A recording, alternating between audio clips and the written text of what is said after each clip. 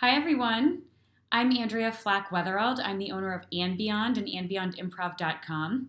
And something that has come to my attention is that it might be really obvious how improv helps with team building and brainstorming and creativity, but it might not be as obvious why improv is so critical for leadership, for HR infrastructure, and for confrontation. So today I want to share with you some of the core improv skills that will absolutely transform what it feels like to work at your company in some of those really critical capacities.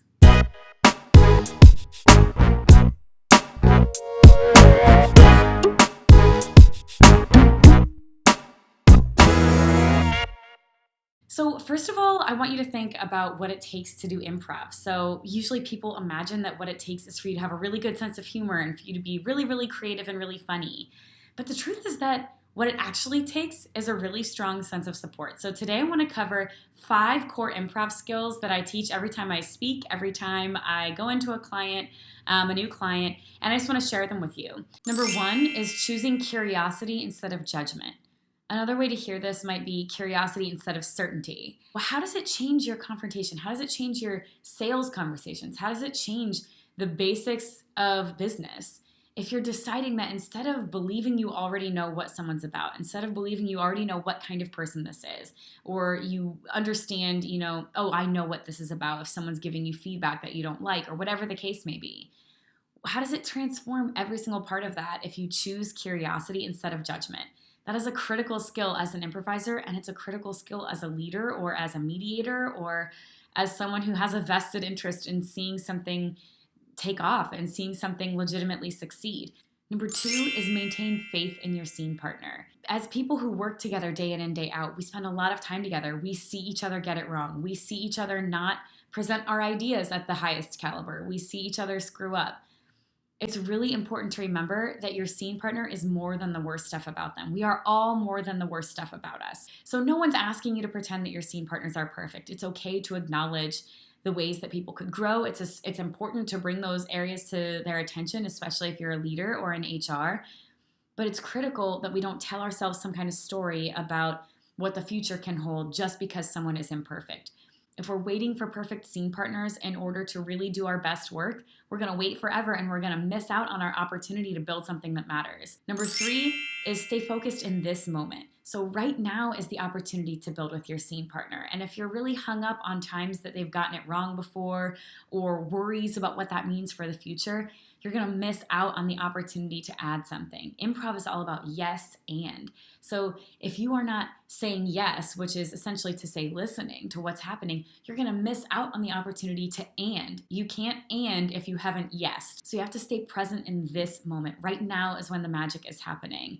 The past can be full of regret. The past can be full of shame or resentment. That doesn't get us where we want to be. If you don't trust your scene partner, they shouldn't be your scene partner. If you do trust them, you got to stay present and be willing to collaborate with them in the here and now. Number 4 is listen beyond your comfort zone.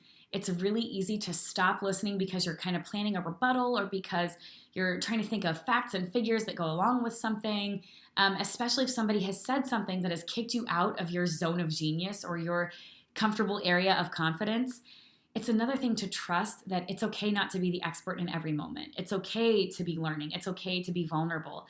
That's the skill that we really need to lean into when something makes us uncomfortable. Number 5 is that in improv, we view everything as a gift.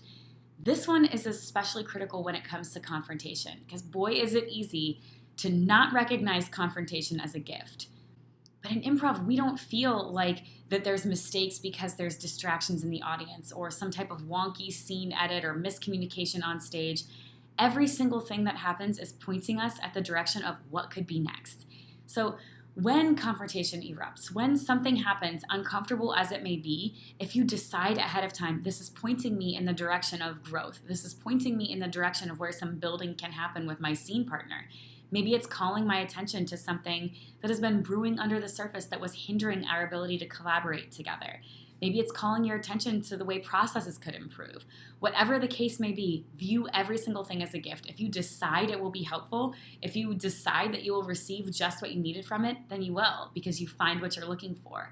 Those are 5 of the things that I teach my clients when it comes to day in and day out, are we retaining employees like we need to? Are we deeply engaging and attracting people that will help us get where we want to be in the long run? I'm offering a free download right now. It's called Best Practices for Offering Difficult Feedback.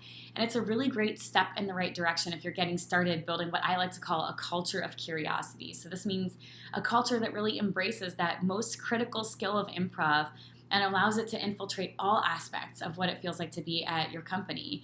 If you're getting started building that, this is a great step in the right direction because confrontation is so critical. And one of the key forms of confrontation is offering feedback that might be hard to hear.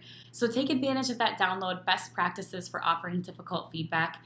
And if this video was meaningful to you, I hope you'll share it with someone that might find value in it as well. Thank you so much for watching, and I'll see you in the next one. Bye.